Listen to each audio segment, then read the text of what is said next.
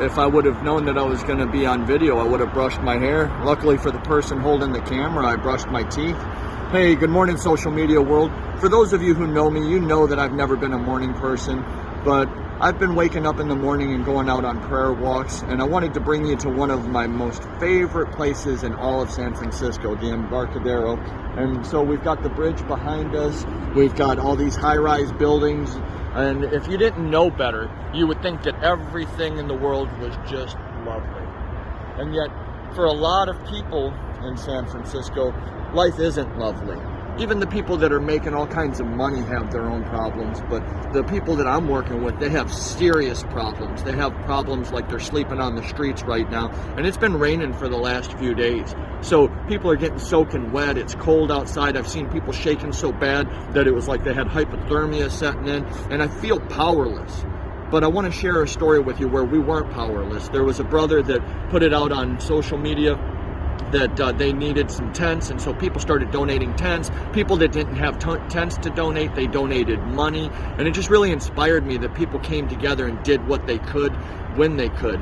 And so he's got all these tents, and it's raining hard, I mean hard, the other night, and he decides he's going to go out on a prayer walk. And I'm like, man, it's raining, you know, it's coming down hard, you're crazy. But he goes out anyways, and what happens is he meets a young lady underneath an awning that is just bawling. Somebody had broken into her tent, stole all of her stuff. They destroyed the tent, and so now she's soaking wet. And so he goes back in, he grabs a tent for her, he's setting it up in the rain for her. And then there's somebody named Mike, not me, but Mike, that was able to witness it. This guy's starting to tear up and cry because he's seeing somebody that's really displaying true love, hands-on love, not just words.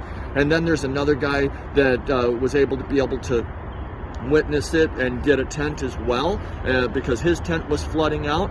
And then there were people that were on the street that he was setting up this tent for, and it just blows my mind. It makes me think of the part in the Bible where it says that Paul came preaching not with eloquent words but with power and authority. And what that meant was that he was able to lay hands on people and heal them, and they saw the displays of God.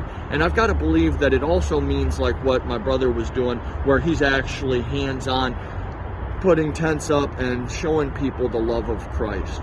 And so now they're open to be able to experience God's love because they're witnessing it firsthand. It's not just words, eloquent words, it's power and authority.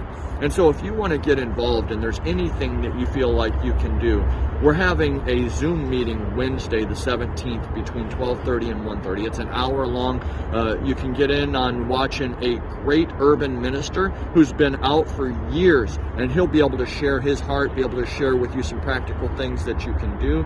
And then if you want, you can register for it through clicking the link below. Like I said, it's 12:30 to 1:30 Wednesday the 17th, and I'll look forward to seeing you there. In any capacity that you can help, we would appreciate it.